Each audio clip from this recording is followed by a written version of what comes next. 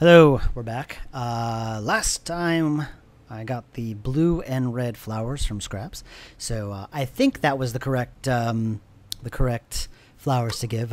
It's been a while since I played this again. Again, like I said, I haven't played this game since it was released, and that was 3 years ago. It's 2011 now. This was 2 years ago. Still a long time. I've released about 3 games since then, so it's been a while for me. So let's go back to Betsy Bobbin. Betsy and Hank are also from the books. Betsy was a little 10-year-old girl, and she had her best friend was a mule. So they're from the books. Though actually in the books it was Betsy Bobbin. That was my mistake. It's Betsy Bobbin, not Bobbins. So that was my error. So let's see. He'll either, if it's correct, he'll accept it or he'll eat them. Let's see what happens. I have a delivery for Betsy. You do, huh? Well, let's see it. Yeah, Betsy All right. will like those. I remember how to play my own game. Cool. Thanks. Now here's something interesting. Like I said, PlayFirst is a very casual company, meaning very family friendly. And there were a lot of, naughty things that I threw into the game that they insisted I cut. But there's this one thing here that they did not cut, and I made it maybe a little too subtle. I don't know if any of you guys got it, but Betsy's basically a prostitute. If you play the game and you listen to what Hank says about her, how she has a lot of men visit her and they always bring presents, and she's got a lot of boyfriends and blah blah blah. And so yeah, maybe it's not that subtle, but it was too subtle for PlayFirst. They didn't get it. Are you Betsy Bobbins? Uh-huh. Are those flowers? Yes. Who are they from? Nobody. They're from me. Well, thanks. Oh, Blah, blah, blah. Betsy Bobbin, the funny thing about her, she's basically Judy Holliday in this game. And when I was first developing the characters and the story for this game, I watched a lot of old movies because I wanted that noirish kind of homage to it. And I found certain character types or certain actors that had a special shtick, like Peter Lorre or, Bogart or whoever. And I just arbitrarily assigned characters to them. Like I saw Judy Holliday, and she had this special shtick that she did, and I just thought, all right, you know what?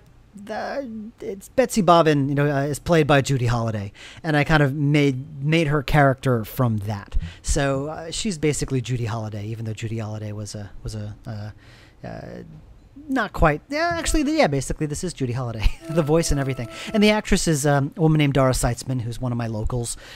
She was Giselle in Gemini Rue. I don't get a chance to use her as often as I'd like in games because she's very busy, but I love working with her when I get the chance. How do you know Ansel? He and me were, well, together, We And read his now, people. I just love that voice. I'm gonna zip through all this. Basically, you find out Ansel was studied at the university. He had some jobs at the university, and As leads go. he was on the run from the What guards. happened? A feeling of cold dread creeps up my spine. Creeps up. It's funny, when I first wrote this game, wrote all the dialogue for the game, it was all in past tense, because that's very mystery noir. But PlayFirst didn't like that. They felt it would be too confusing, so I had to change everything to be the present tense, which led to some slip through the cracks, which the testers did catch. Hopefully, there's none that are still there. I guess we'll find out. That's all for now. Thanks, Betsy. I might be back. Sure. Just tell Hank to let you through. Again, as I said, a lot of this game had to be cut, and Betsy had a larger part to play, but she didn't get a chance because her other sections got cut. But I'm going to talk more about that later.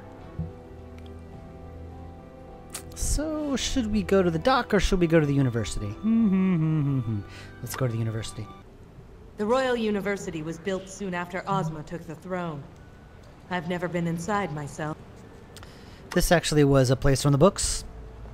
University, the Royal University, built by the Professor Wogglebug, who also was a character from the books. So this is what education looks like. Funny story. We designed most of the art and characters for this game in the first half of 2008. And in August of 2008, we started hearing about the political campaign, and we were all there. And of course, the vice presidential candidates were announced. And Sarah Palin came roaring onto the scene, and sure enough, she looked exactly like this character. This character had been designed several months before that whole thing, and we just thought that was funny. For Glinda, I wanted a kind of, librarian type, the bun, the glasses, and the red suit was because she was from Quadling country, and their color is red, and just total coincidence. But now everyone who plays this game is like, does Glinda look like Sarah Palin? Total coincidence, guys. And also, here's a funny The joke. plaque says L. Frank Baum. Not sure who that is, but I feel like I owe him a lot. L. Frank Baum is, of course, the author of the original Oz books, as I've mentioned before. And here's another one. The plaque says D. Lewis Gilbert. Never heard of him. He can't be that important. Some loser. Yeah, that's me. I told John Green to make one of the busts of L. Frank Baum, and he ended up making the other one me. So I threw that little joke in there. And look, there's another button. I think. Yeah, there it is. Let's talk to the Wogglebug. Hello. Welcome to the Temple of Learning. I am Professor Woggle.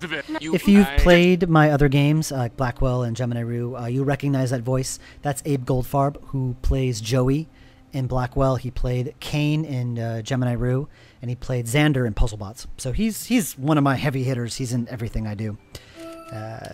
He played 3 roles in this game. You'll see the others very shortly. I think we need to ask him about the machine. What is this machine? No. all asked so. The knowledge pill is actually from the books. The idea was that, just like in the books, you take these pills to, why waste time learning about the past? It's gotta be something you learn, but why waste time doing it? Just take the pill, learn it, and then go continue to learn new stuff. I kind of like that idea. My school days would have been a lot better with that if I had these pills. I'd like a knowledge pill. I'm afraid, so you Let's talk. So you can't get the pills yet. I'm looking for someone. answer it. So Do you know? Ansel, Here.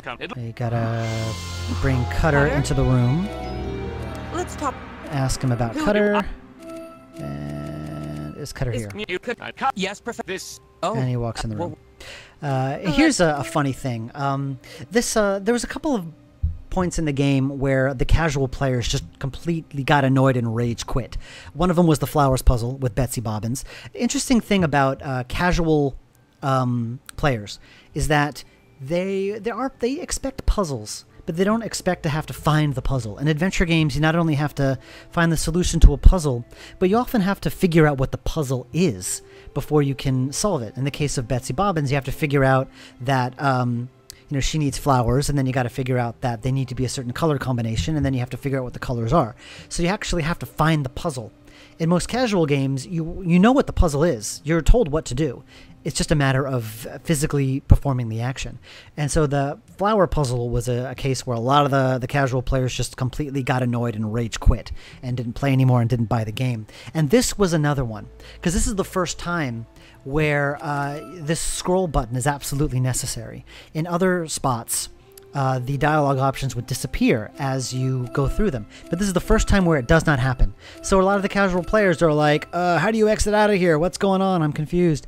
And they didn't see this thing here. I mean, we made it as big and obvious as we could. A lot of people didn't see it. A lot of the casual players rage quit at this point. So we didn't, again, casual audience. Thanks, Professor. Goody. So let's cut to Cutter. So your name is... See what I did there? I'm just going to skip through a lot of this dialogue. Again, if you want to want the full experience, go play the game. So, yeah, well... you don't need to ask him about... Whoops. Hi, Cutter. You have to ask him about Ansel. Yeah. And you need to get access to the pills. So, let's see. Ask him about Ansel. Ansel's back in the city. He wants to hire you. Blah, blah, blah. Take advantage of Cutter. That's an actual quest. Again, you need a quest you need a goal on the screen at any given time. So give him access to the pills.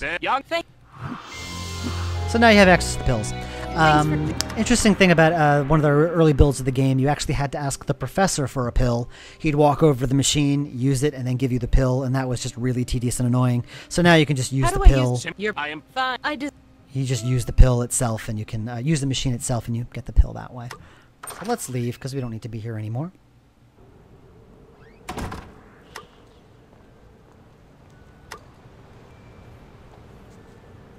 Actually, guys, I think that's all the time I've got. Again, I think that's about 15 minutes, so I'm going to stop for now.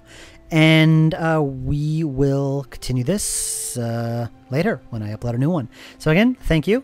I'll see you next time. I think we have to talk to TikTok next. So I will see you at the North Gate. And, ooh, let me catch this button before... There we go. All right, on that note, I will see you next time.